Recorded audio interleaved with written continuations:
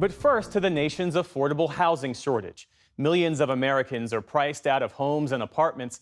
And for people with disabilities, finding an accessible place they can afford can be even more challenging. Judy Woodruff reports as part of our series, Disability Reframed. 34-year-old Jensen Caraballo considered himself lucky when he moved into this apartment more than a decade ago. After searching for 2 years, he found a one-bedroom in Rochester, New York, where he lives with 24/7 care from in-home attendants like Luis.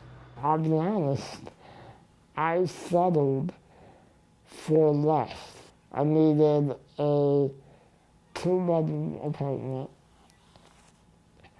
that was affordable and accessible. And this place was not it. But it was the only way that I should live independently. So I settled for less. Caraballo has spinal muscular atrophy, a neuromuscular disability, and has used a wheelchair since he was a child. At 15 years old, he moved into a nursing home. I remember feeling neglected, living in a nursing home as a teenager was very challenging and honestly traumatic. I felt stripped of my autonomy. But his apartment is far from ideal. The bathroom is too small for him to close the door, and almost everything in his kitchen is inaccessible. You have to back in order to open the refrigerator, right? Yes. And then what about on the sink? I have no access. He says he moved in because there were no other options in his budget. Caraballo receives Supplemental Security Income, or SSI, a monthly benefit program many people with disabilities rely on. He uses the SSI payment and a housing voucher to help cover his rent, but says it isn't enough to pay for the apartment and all of his other monthly expenses. Sometimes there's a bill that doesn't get paid. Sometimes I'm in the negative in my bank account. I ask for family and friends to chip in if they are able to.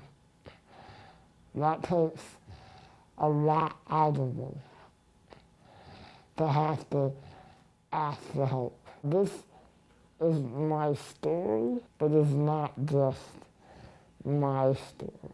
It's an issue that has impacted the disability community for a very long time.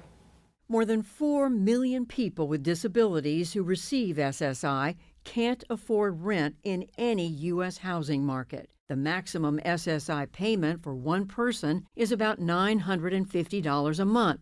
It is the sole source of income for many who receive it, and it's used to pay for everything from housing to food and transportation. Even in America's cheapest rental market, Dallas County, Missouri, rent for a one-bedroom would require 64% of a monthly SSI payment. We've set up a situation where millions of people with disabilities can't afford to live anywhere in the United States. Erin Nguyen Neff is a staff attorney at the Disability Rights, Education, and Defense Fund and represents people in court cases involving housing discrimination. Nguyen Neff says even when people with disabilities do find affordable housing, ensuring their space is accessible can be daunting. A person with a disability might need a home health aide to live in with them. This could technically be a violation of your lease. There might be some limitation on how many people can be in that apartment and for what period of time. Another classic example is having basic modifications to your home, like having bars in the bathroom. So if you have a mobility disability, it's easier for you to use a shower, to use a toilet. In 1988, former President Ronald Reagan signed an extension of the Fair Housing Act to prohibit discrimination on the basis of disability. But New and Neff says all too often, landlords ignore tenants with disabilities or deny requests for reasonable accommodation. Last year, more than half of all housing complaints filed nationwide were disability-related. New and Neff says that reality and a shortage of in-home support services like direct care workers gives some people with disabilities no option but to live in nursing homes or other institutions. If we can make some changes to our society, provide some more support and services, a person with a disability can live independently and can do a lot of the same things people without disabilities can. Just off a light rail station stop in San Jose, California, a new apartment building offers an alternative. The Kelsey Ayer Station is home to people with and without disabilities across various income levels. Whether you're a person with disabilities who SSI is your sole source of income and you have almost no money to pay rent, or you're middle income making $100,000 a year, that this community meets that diverse level of affordability. Michaela Connery is co-founder and CEO of the Kelsey, the nonprofit that co-developed the building. She started it with her cousin, Kelsey, who had multiple disabilities and was an advocate for inclusion. She says what makes the building unique is its focus on fostering community with resident outings and monthly meetings led by so-called inclusion concierges who connect residents to services. From, I need a transit pass, how do I get there, to, I'm in a crisis and I need my service and case manager to all come together and help me get through this crisis, to, I'm looking for a social group to be involved in that's around the arts. Do you have any suggestions? And from the beginning, people with and without disabilities took part in workshops to decide what the building's design and services should look like, including 33-year-old Isaac Haney Owens, who has autism. He showed us around the Kelsey Sensory Garden. It gives people a place to be able to decompress if they need to get away from the stimulation that's going on in the building. We want to show the world that people with and without disabilities can live together and not be separated from each other when it comes to housing.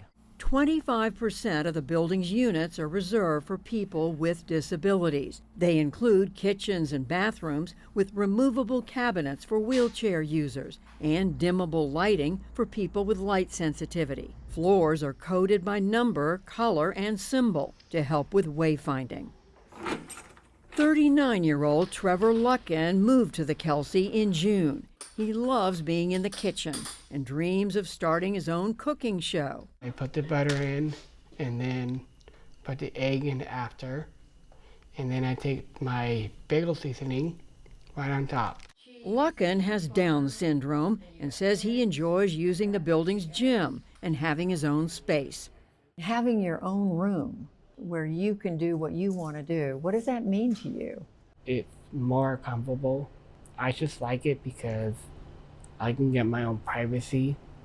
The building project was financed with a combination of government funding, philanthropy, low-income tax credits, and loans. Connery says she hopes to expand the housing model to more states, but the biggest challenge is funding. Having that either philanthropic or public subsidy to bring into these is crucial to make sure you serve the deepest need.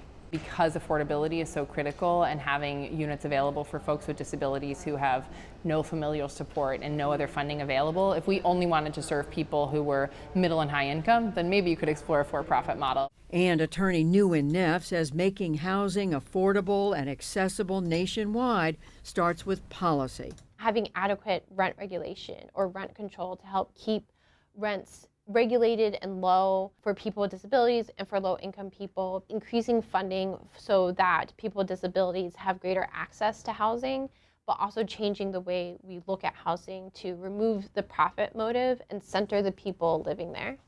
Back in Rochester, Jensen Caraballo says ultimately, changing the status quo around housing starts with shifting how others think about disability.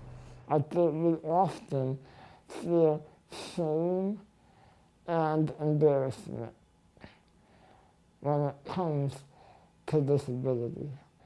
There's this narrative that you're better off dead than disabled. and we have to change that. Disability is a natural and normal thing.